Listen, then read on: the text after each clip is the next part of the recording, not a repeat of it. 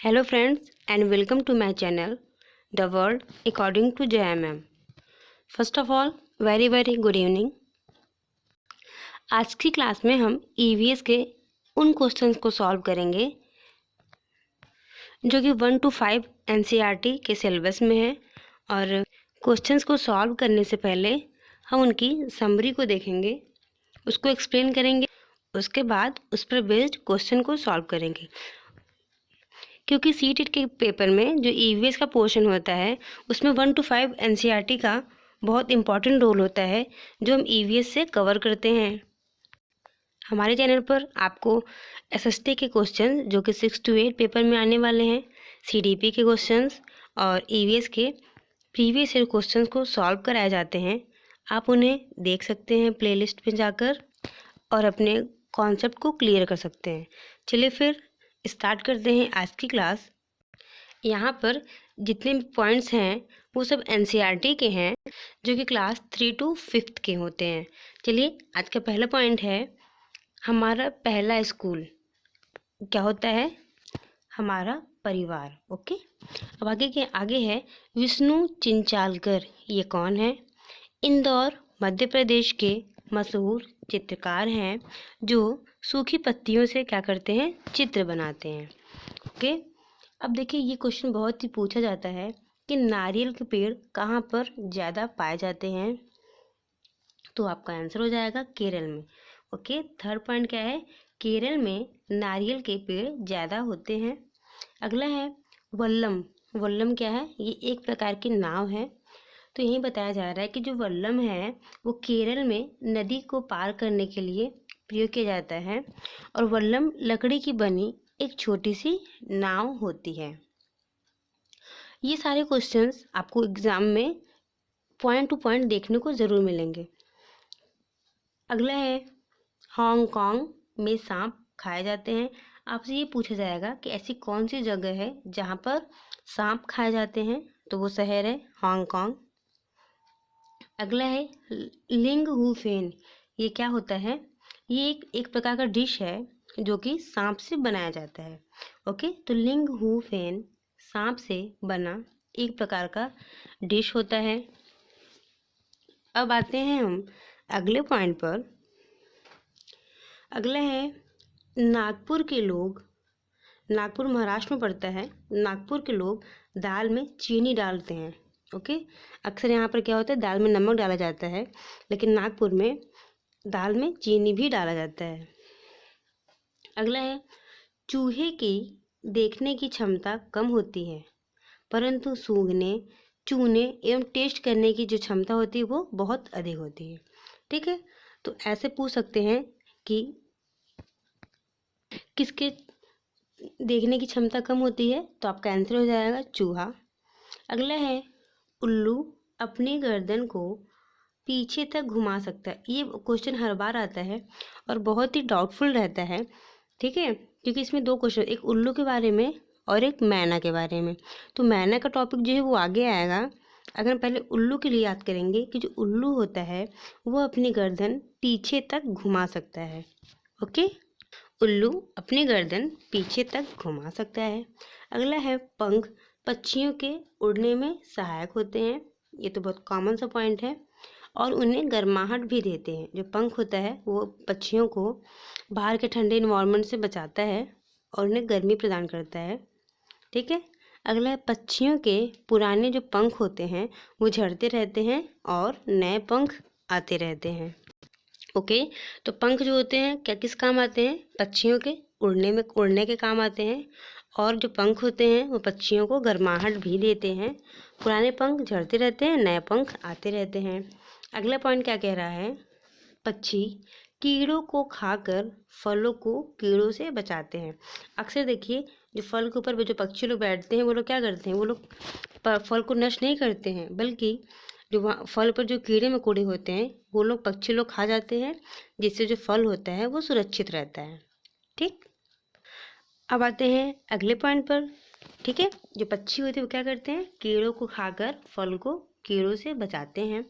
अगला क्या कह रहा है, पक्षियों के कान नहीं दिखते हैं। ठीक है, लेकिन उनके सिर के दोनों तरफ छोटे छोटे छेद होते हैं और ये पंख से क्या होते हैं, ढके रहते हैं। इन्हीं की सहायता से सुनते हैं। तो आपको ये याद रखना है कि पक्षियों के कान होते हैं लेकिन वो दिखते नहीं, ठीक है। पक्षियों के कान नहीं दिखते हैं, वो क्या होते हैं, उनके सिर के दोनों तरफ छोटे छोटे होल होते हैं और वो जो होल होते हैं पक्षियों के पंख से ढके होते हैं और जो पक्षी होते हैं वो इन्हीं होल के माध्यम से सुनते हैं। अगला क्वेश्चन है, छिपकली के भी छोटे छोटे कान होते हैं। क्या होते हैं, छिपकली के छोटे छोटे कान होते हैं जो बहुत बहुत ध्यान से देखने पर ही दिखाई देते हैं, ठीक है। ये जितना भी आपको दिख रहा है इम्पॉर्टेंट, ये वन लाइनर है, ये सेम टू सेम आपको पेपर में मिलेगा, क्योंकि जो ईवीएस के क्वेश्चंस हैं 15 मार्क्स आपके यहाँ से पेडागोजी के आते हैं और जो बचे हुए 15 मार्क्स होते हैं वो इस एनसीईआरटी के इस टाइप के क्वेश्चंस आते हैं, ठीक है। तो वहाँ से आप 50 मार्क्स ईजिली पा सकते हैं अगर आप इस वीडियो को पूरा देखते हैं। अगला है, जानवरों की खाल पर डिजाइन उनके शरीर पर बाल होने के कारण होती है, ठीक है। तो आपने देखा होगा जैसे कि अगर हम टाइगर की बात करते हैं या फिर जितने भी आपने एनिमल्स देखा होगा, उनके बॉडी पर जो डिज़ाइन होती है वो डिज़ाइन अलग से बनाई नहीं जाती है। वो जो जानवरों की जो खाल होती है उस पर जो डिज़ाइन उनके शरीर पर बालों के कारण दिखाई देती है, ओके, ठीक है। अगला आते हैं, घने जंगलों में दिन में भी अंधेरा रहता है, क्योंकि वो जंगल बहुत ही घने होते हैं और वहाँ पर सनलाइट आ नहीं पाता है, इसीलिए जो घने जंगल हैं वहाँ पर दिन में भी क्या होता है, अंधेरा रहता है, ओके। अब आते हैं अगले पॉइंट पर, कबूतर की चोंच गुलाबी और पंख कैसे होते हैं, ग्रे रंग के होते हैं, ठीक है। जो कबूतर होता है, कबूतर की चोंच कैसी होती है, गुलाबी होती है और कबूतर के पंख ग्रे रंग के होते हैं। अगला पॉइंट है, गिद्ध या फिर जो वल्चर होते हैं, गिद्ध को इंग्लिश में क्या बोलते हैं, वल्चर, वो मरे हुए जानवर को खाते हैं। तो ये भी पूछा जा सकता है कि इनमें से कौन सा ऑप्शन है सही होगा जो मरे हुए जानवर को खाता है। और आपके पास ढेर सारा ऑप्शन दे दिया जाएगा, गिद्ध है और कबूतर, से बहुत सारे ऑप्शन दे दिए जाएंगे, तो आपको इनमें से चूज़ करना होगा कि गिद्ध, मरे हुए जानवर को कौन खाता है, गिद्ध, ओके, वल्चर। अगला पॉइंट है, हमिंग बर्ड की चोंच सुई की नोक जैसी होती है। तो आपको ये पता होगा कि वर्ल्ड में जो स्मॉलेस्ट बर्ड है वो कौन सी होती है, ठीक, जो स्मॉलेस्ट बर्ड वो कौन सी होती है, हमिंग होती है, ठीक है। तो जो हमिंग बर्ड है उसकी जो चोंच है वो कैसी होती है, सुई के नोक के जैसी होती है। अगला कोई है टॉपिक कि टैपियोका, क्या, यहाँ देखिए, टैपियोका एक प्रकार का फल है जो केरल में उबाल कर खाया जाता है। टैपियोका एक प्रकार का फल होता है जो कहाँ पर खाया जाता है, केरल में खाया जाता है। तो आपसे बस ये पूछा जाएगा कि टैपियोका एक प्रकार का फल है और ये कहाँ पर पाया जाता है। आपके पास ऑप्शन दे दिए जाएंगे, जैसे महाराष्ट्र हो गया, केरल हो गया, असम हो गया, ठीक, ऐसे ऑप्शन दिए जाएंगे। तो आप उनमें से क्या चूज़ करेंगे, केरल। अगला है, नारियल के तेल में पकाई गई समुद्री मछली गोवा में लोकप्रिय है, ठीक है। ये भी बहुत बार पूछा जाता है, या तो जैसे ये पूछा जाएगा कि कहाँ पर मछली को नारियल के तेल में पकाया जाता है, तो ऑप्शन आपका क्या हो जाएगा, गोवा, ठीक है। जबकि कश्मीर में मछली को किसमें पकाते हैं, सरसों के तेल में। कश्मीर में मछली को सरसों के तेल में पकाया जाता है, जबकि गोवा में मछली को नारियल के तेल में पकाया जाता है, ठीक है। ये वहाँ का बहुत ही लोकप्रिय भोजन है। अब आते हैं नेक्स्ट पॉइंट पर। अगला है ब्रेल लिपि। क्या, जो ब्रेल लिपि होता है एक मोटे कागज पर लिखी जाती है। तो ब्रेल लिपि कहाँ पर लिखी जाती है, एक मोटे कागज पर लिखी जाती है जिसमें एक नुकीली चीज़ से बिंदुओं को उभारा जाता है। तो आपको पता होगा ब्रेल लिपि क्या है, एक तरह की लिपि है जो, चलिए इसको डिटेल्स बताते हैं।